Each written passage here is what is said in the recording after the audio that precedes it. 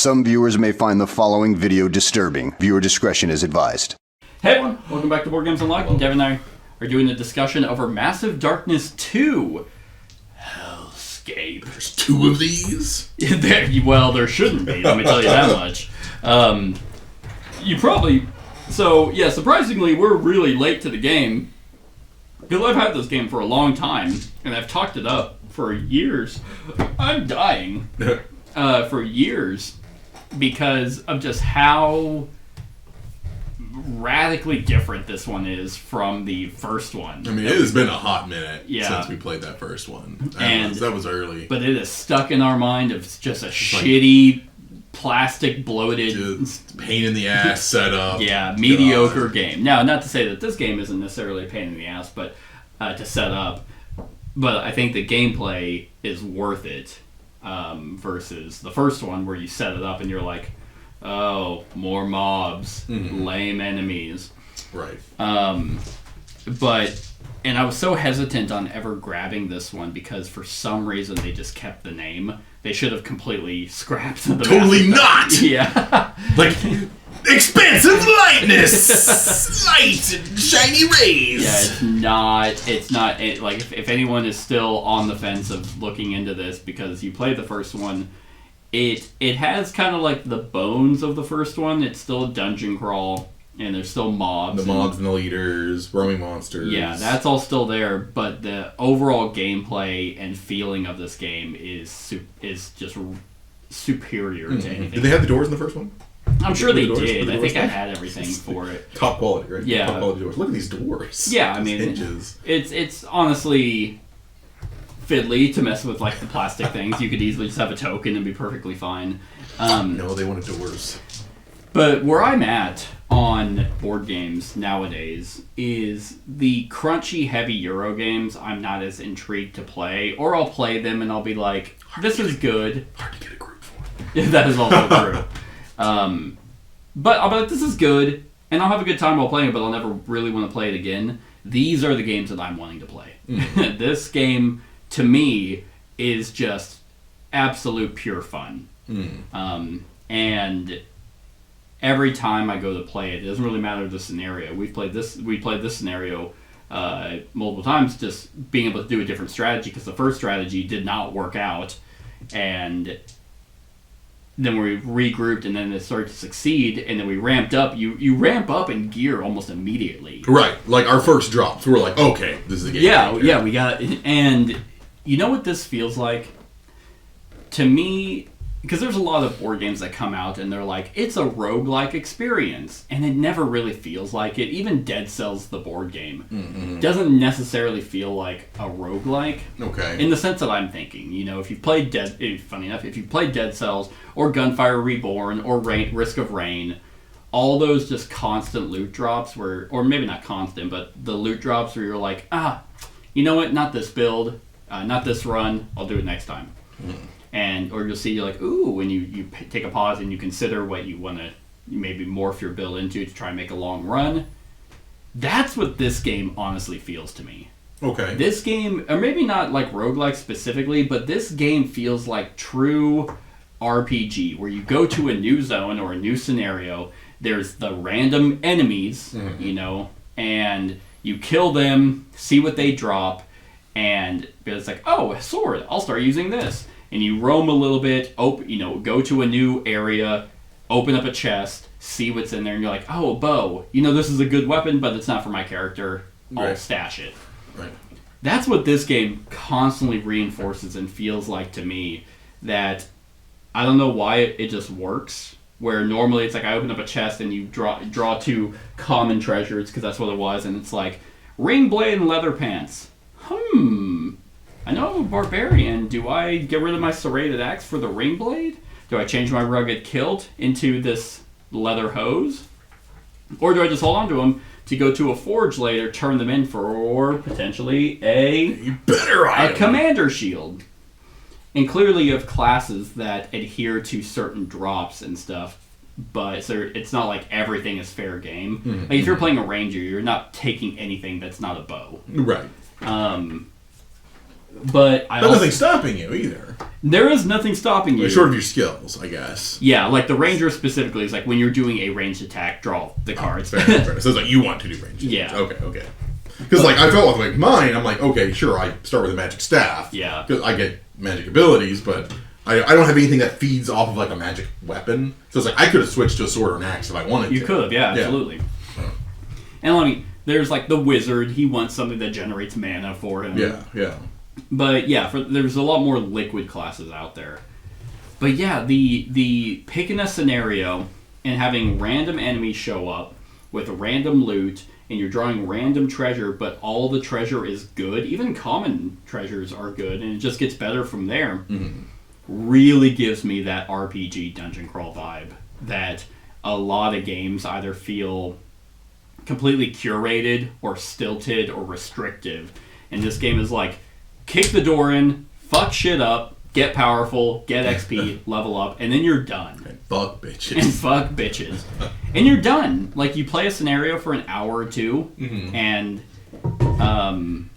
then you're either, like, because it adheres to, like, just pure fun. Because it's like, oh, man, I want to play again. Yeah, like, quick gear, quick levels, it gives you that nice, the Skinner box, is that what you call it? The Skinner box psychology? Yeah. And it's like, you get experience. Press the button. Yeah, and it's like, oh, I get more loot. Yeah. I get more powerful, I go kill some more. Yeah, exactly. And you get that in a nice, one-off.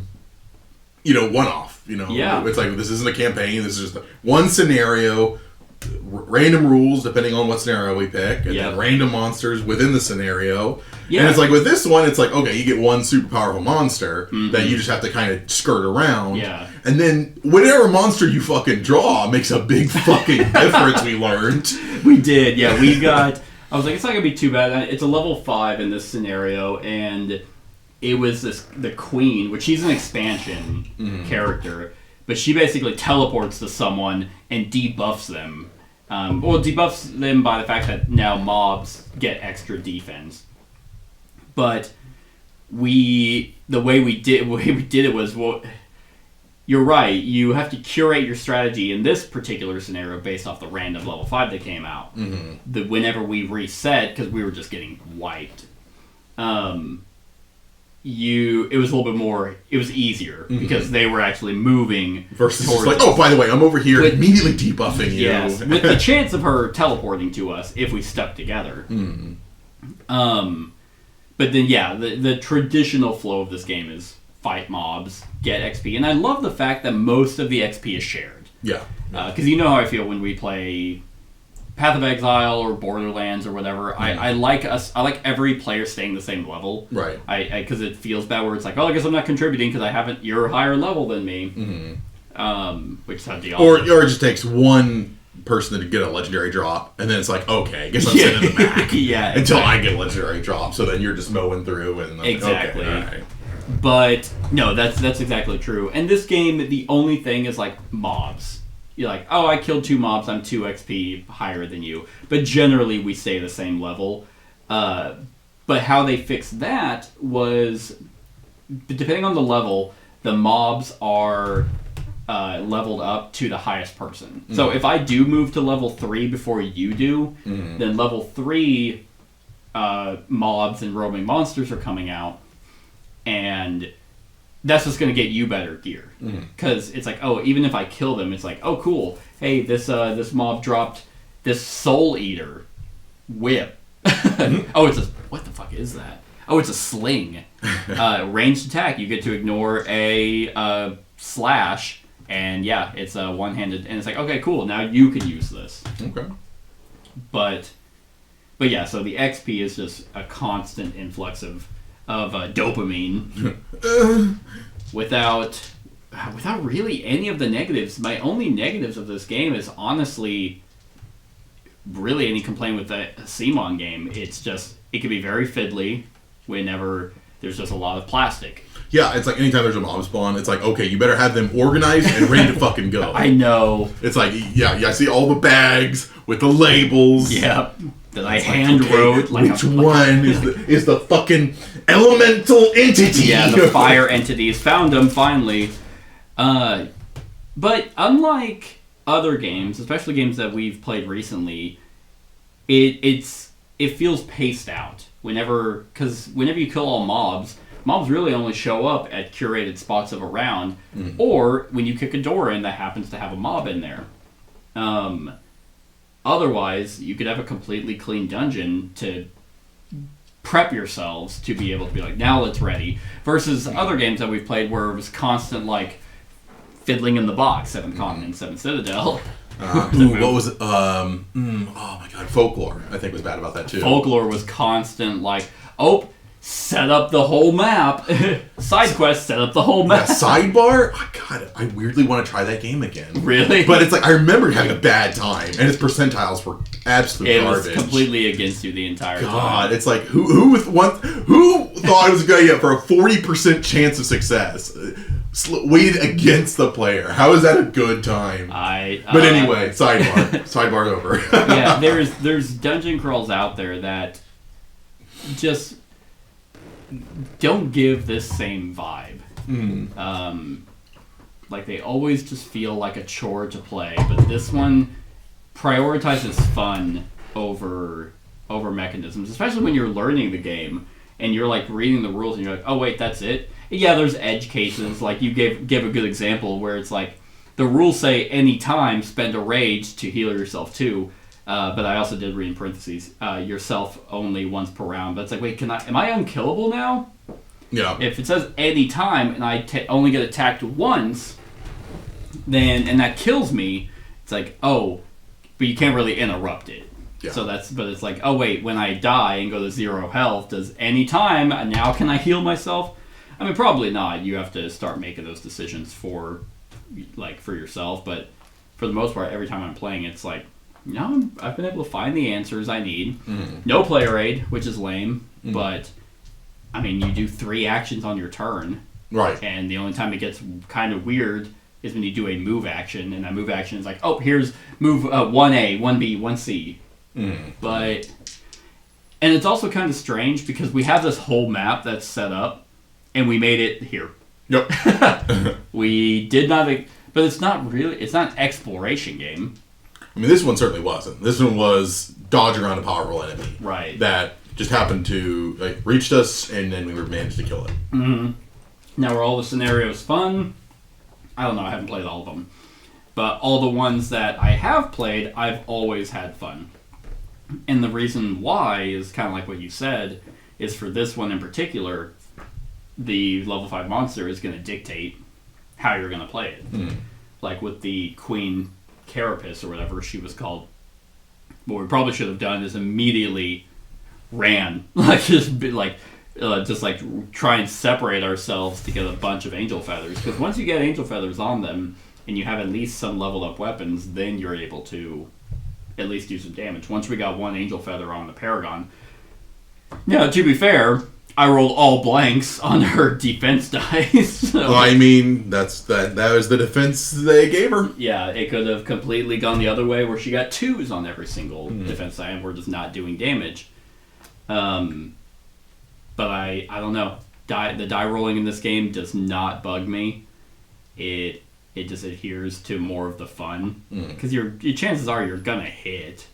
Like, if you don't, you're... I don't know. This one just works well for me. Do you have any gripes or issues with the game?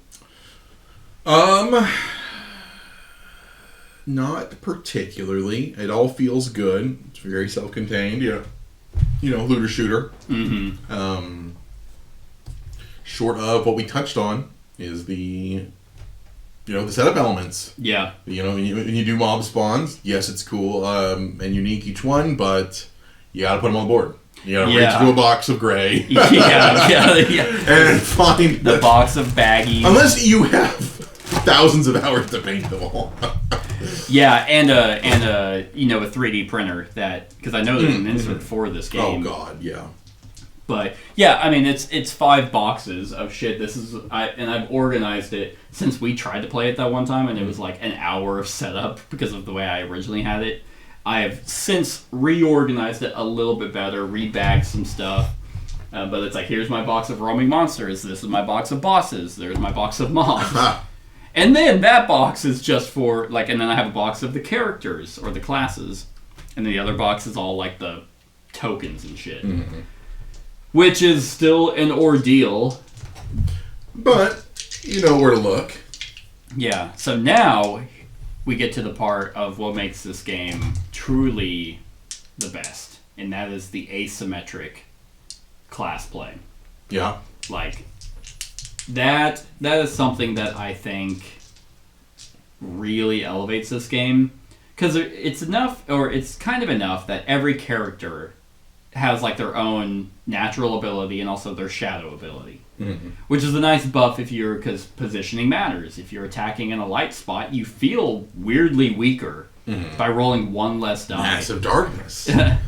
Like, if I'm attacking when we were doing this one originally, and I was in that, it's like I'm only rolling one orange, and they're rolling the two black and the blue.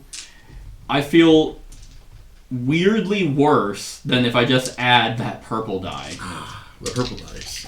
And the purple die can be huge if you get that face that activates your shadow ability. Or 3 more damage. Or potentially 3 more damage, which can really turn the tide. If you can get, like, one amazing, like that's a potential. This is like, you could roll 2 blanks, all 3 blanks for them, and 6 damage, and that would immediately wipe mobs. So when you attack again, those black dice are gone. Now they're definitely going to die. And sometimes the face for the shadow ability is generally really good for you. But for me, I was like, man, I have so much rage. And I don't need to heal, so I'm actually going to re-roll that and potentially get more damage. No. And that's already kind of enough. But then you add in the fact that every class plays completely different. Like, the Barbarian wants to take damage to put it into his rage to use his abilities. Which is possibly, like you said, healing yourself. Possibly as healing. well as buffing yourself. So it's like, you can do a lot with that rage. Yeah, oh god, yeah. I mean, a charge where it's like, oh hey, once we're level 3, my charge 2 is I get to do my charge ability, but now my attack gets plus 2 damage. There's a charge 3 where it gets plus 4 damage when you're at level 5. And if you're doing the campaign, you can go up to level 10. But in standard one-offs, you go up to level 5. So not only does every single class play completely different, their skills, or they all have level, different skill trees. And that's just fucking amazing. Yeah. It's so cool. Yeah, I agree. Like the Necromancer, I mean, it took a little bit to get going. Yeah, definitely. Definitely a slow burn. But like, that could just be this game, because you also start with like the shittiest armor and the shittiest weapon. Right. And it's like, okay, good luck out there. Alright, go fight Michael the Angel. Yeah, and then once we got our first fucking drops, it was fine. But until then, go fight whatever the fuck. Go fight God. Okay, you gave me, I think this is a practice weapon. I think this is a stick. Yeah. But you pre-ordered it, so here, take this. I mean, it kind of feels like any JRPG where it's like you start the game and it's like by the end of it you're fighting in a black hole. this Final Fantasy character that turns into a Death Angel. Oh, did you see? I guess Magic's next crossover is Final Fantasy. I did not see that. Yeah, I just saw an ad for that on my way in. Interesting. I don't care. Just a sidebar. Each time I think, maybe. No, I'm never getting back into If I was ever getting back into Magic, it would have been Lord of the Rings. Yeah. That would have been the crossover to get me in, and I was like, no. Yeah. Maybe if I got the One Ring and Post Malone bought it for me for $2 million. Kissed on the lips. I hang out with Post Malone. Man, that motherfucker is really pushing his image. He's putting himself everywhere he can. I cannot wait for his country album. Yeah. It's because he's done country. Anyway. That's a third sidebar. Yeah. But, so the Necromancer is all about, you get to summon dead mobs. That's really cool. The Ranger has their own push your luck element with their own Ranger deck, where if you get 7 arrows, you do all the crit abilities off all the arrows. Nice. But if you overdo it, then you get all the shitty abilities, which suck. The Rogue has a bag pulling element that lets them get extra actions from drawing. I honestly haven't seen too many characters in this game yet. Right? I haven't played all of them either. Weirdly enough, I've played the Barbarian the most, or the Berserker. But yeah, I've seen the Rogue. Ariana played the Rogue. You played the Necromancer. Keith has played the Wizard. The Wizard has like a programming element where they slot spells that they have to rotate the board. Once the board rotates, it activates the spell. Okay. The Paladin, I think Mason played the Paladin, which he puts down buffs on areas that give people extra attack or extra movement points. Oh, nice. And that all is tied into which character you pick. Because, let's see if I can find him. Gotta move all my boxes. There we go. So so what was your character's special ability?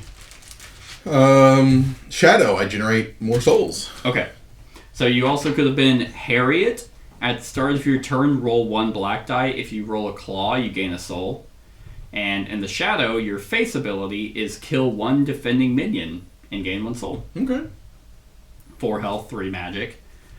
You could have also been Ygraine, or Ygraine, for 3 mana, plus 1 soul. Oh, nice. Shadow, the face, spend any number of soul. For each one spent, the defender suffers -2 defense. Okay. There's also Druids, I think. No, I don't think I played the Druid. And then Berserker, which I only have... I think there's only 2. Yeah, there's 2 Berserkers. Then there's also Ivan.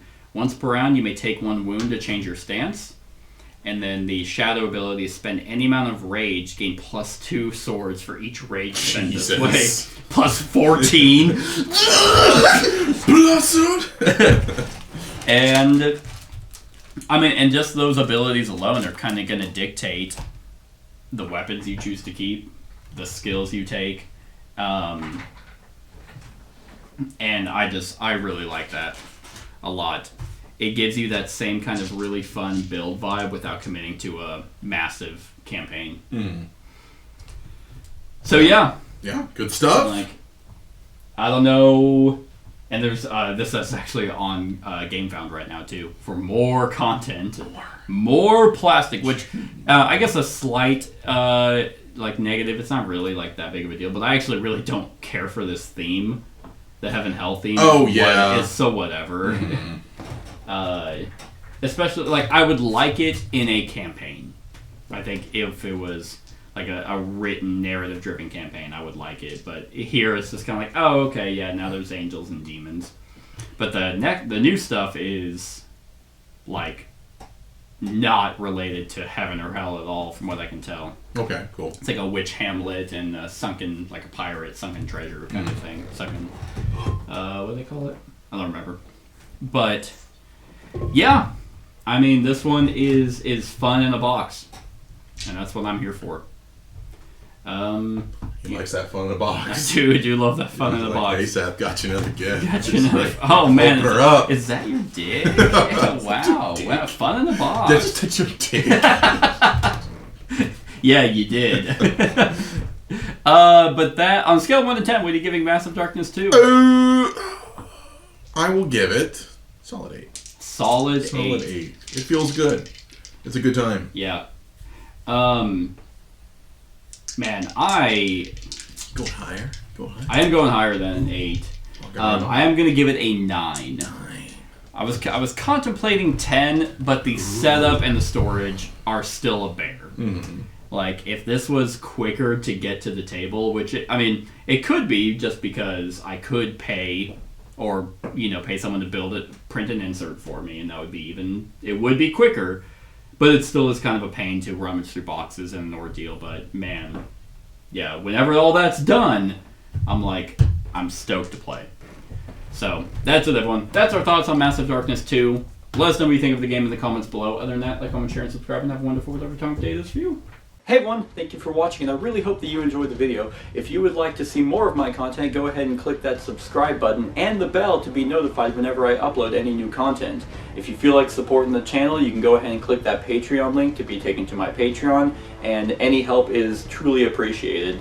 Other than that, stick around for any other run-throughs or reviews or cool top 10s or whatever I feel like putting on. Other than that, like, comment, share, and subscribe, and have a wonderful whatever time of day it is for you.